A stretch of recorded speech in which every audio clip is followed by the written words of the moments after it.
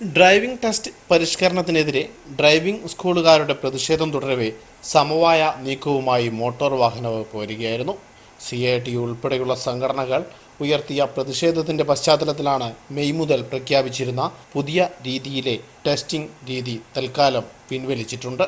ഇതറിഞ്ഞ് ശനിയാഴ്ച രാവിലെ തന്നെ ഇരിട്ടി ഉൾപ്പെടെയുള്ള ഡ്രൈവിംഗ് ടെസ്റ്റ് ഗ്രൗണ്ടിൽ ലൈസൻസ് എടുക്കാനായി പഠിതാക്കളെത്തിയിരുന്നു. എന്നാൽ ഇക്കാര്യം സർക്കാർ ഉത്തരവായി ഇറക്കാത്തതിനാൽ ഉദ്യോഗസ്ഥർക്ക് ടെസ്റ്റ് നടത്തുവാനും സാധിച്ചിട്ടില്ല. ഇതോടെയാണ് മൂന്നാം ദിവസവും ഡ്രൈവിംഗ് ടെസ്റ്റ് മുടങ്ങിയത്. നിരവധി പേരാണ് വാഹനങ്ങൾ ഓടിക്കാൻ ഡ്രൈവിംഗ് ലൈസൻസ് എടുക്കുവാൻ വേണ്ടി ഇപ്പോഴും കാത്തു നിൽക്കുന്നത്. പലർക്കും ജോലിക്കുൾപ്പെടെ ലൈസൻസ് അത്യാവശ്യമാണ്. അതിനാൽ തന്നെ പ്രതിദിനം കൂടുതൽ ആളുകൾക്ക് ലൈസൻസ് ലഭ്യമാക്കുവാനുള്ള നടപടി സർക്കാർ സ്വീകരിക്കണമെന്നാണ് ഡ്രൈവിംഗ് സ്കൂൾ ഉടമകൾ പറയുന്നത്. ഇതിനെതിരെ ശക്തമായ സമരപരിപാടികളുമായി മുന്നോട്ടു പോകുമെന്നാണ് ഇവർ ആവർത്തിക്കുന്നതും. നമ്മുടെ ബഹുമാനപ്പെട്ട ട്രാൻസ്പോർട്ട് മിനിസ്റ്ററുടെ നിർദ്ദേശപ്രകാരം ട്രാൻസ്പോർട്ട് കമ്മീഷൻ വിളിച്ചു ചേർത്ത ചർച്ച ഇന്നലെ സമരസമിതി നേതാക്കളെ, അതായത് പ്രധാനമായിട്ടും AKMTCൻ്റെയും CITUവിൻ്റെയും നേതാക്കൾ ആ ചർച്ചയിൽ ഇന്നലെ പങ്കെടുത്തിരുന്നു. ഞങ്ങളുടെ വശങ്ങൾ അവർ കേൾക്കുകയാണ് ചെയ്തത്. കേട്ടതിന് ശേഷം ഇനി ബാക്കിയുള്ള കാര്യങ്ങൾ ട്രാൻസ്പോർട്ട് കമ്മീഷണർ മിനിസ്റ്ററുമായിട്ട് ചർച്ച ചെയ്തതിന് ശേഷം നിങ്ങളെ അറിയിക്കാം എന്നാണ് പറഞ്ഞത്. പക്ഷേ ഞങ്ങളെ നേരിട്ടല്ല അറിയിച്ചത്, ദൃശ്യമാധ്യമങ്ങളിൽ കൂടി ഇന്നലെ ഞങ്ങൾക്കൊരു വിവരം കിട്ടി. അതിൽ ഇളവ് വരുത്തിയിട്ടുണ്ട് എന്നാണ് ഞങ്ങൾക്ക് കിട്ടിയ വിവരം.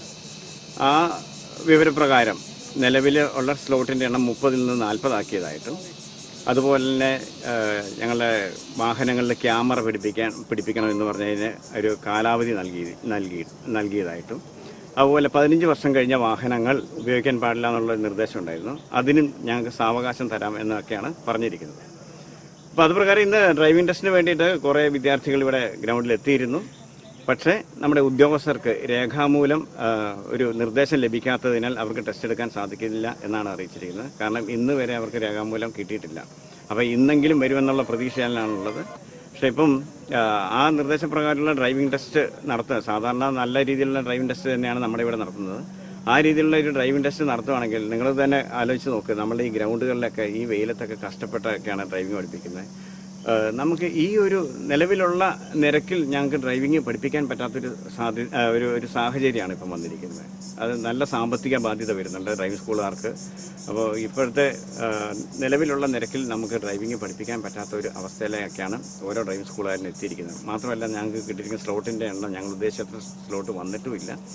അപ്പോൾ സ്ലോട്ടിൻ്റെ എണ്ണം ഇനിയും കൂട്ടണം എന്നൊക്കെ തന്നെയാണ് ഞങ്ങളുടെ ആവശ്യങ്ങൾ.